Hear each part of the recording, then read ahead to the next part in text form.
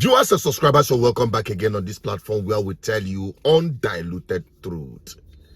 Since after what happened in Abuja during the book launch and library, whatever they did in celebration of IBB, honestly speaking, it shows clearly that Nigeria is a criminal enterprise. Tell me one thing about IBB that is to be celebrated, if not for series of coups as presented by Osibanjo. Many of the key figures in this book and who shaped the history of our country are here with us today. And that tells another story all by itself. And that is something truly unique about Nigeria. Our ability to move beyond the past, no matter how bitter, and no matter how adversarial our past relationships may have been, and to still come together. So seated amongst us here today is General Yakubu Gowon, who became Nigeria's head of state at the age of 32 and led the country for 9 years. His government was overthrown in 1975 by a coup involving the then Brigadier Olusegun Obasanjo and the then Brigadier Theophilus Danjuma, and the author himself, I confirm, the then Lieutenant Colonel Babangida, who was then commander of the newly formed Armored Corps. Also involved in that coup were the then Lieutenant Colonels Muhammadu Buhari, Lieutenant Colonel Sani Bello, who is here also, and Lieutenant Colonel Sani Sami.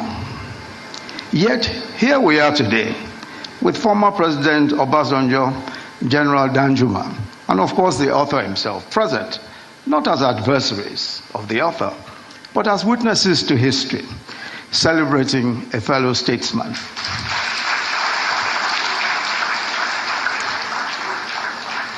In a striking turn of fate, the author notes that it was President Obasanjo who, after the tragic assassination of General Murtala Mohammed, insisted that a young Lieutenant Colonel Babangida be appointed to the Supreme Military Council, making him its youngest member at the time. Also represented here is the immediate past president, Muhammadu Buhari, another leader whose path intertwined with Babangida. It was former President Babangida who played a key role in the coup that brought President Buhari to power in 1983, and later in another coup that removed him and brought Babangida himself into power. Yet today, President Buhari is represented at this occasion, celebrating the man who overthrew him and detained him for 3.5 years, his one-time old adversary, former President Babangida. And then, of course, there's a gentleman here who was an elected senator in 1992 in the course of Babangida's transition program.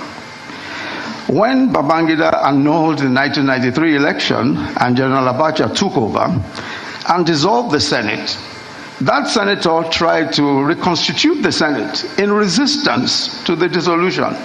He was detained, charged to court. He escaped into exile. Today, he is also here to celebrate with his former tormentors. But as President, Commander-in-Chief of the Armed Forces of the Federal Republic of Nigeria, President Bola Ahmed Tinubu.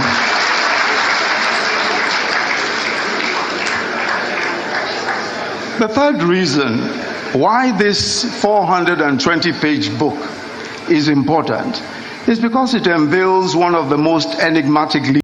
Good. Now, what did he actually gained from power?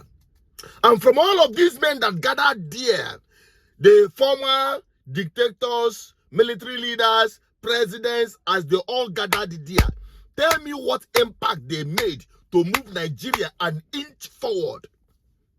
Nothing. And they are celebrating him.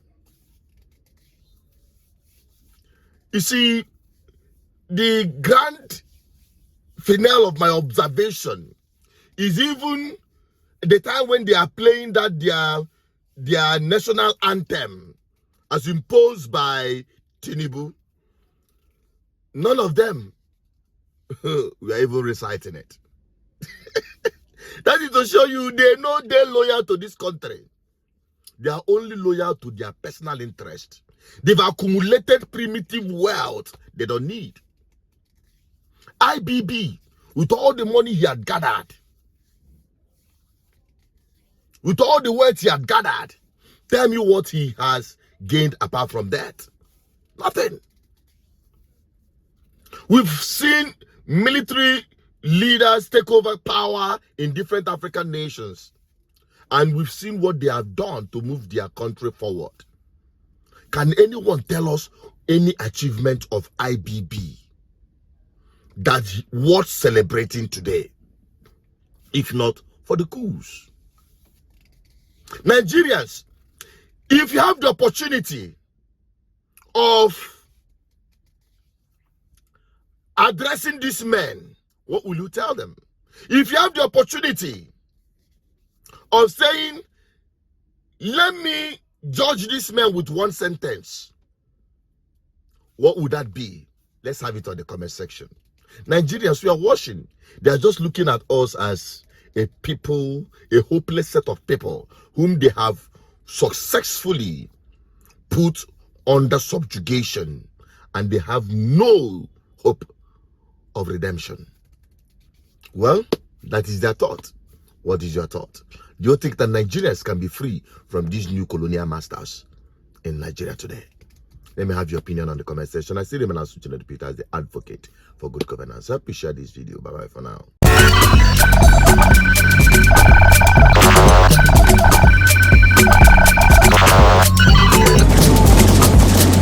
GGN, uniting the people for good governance.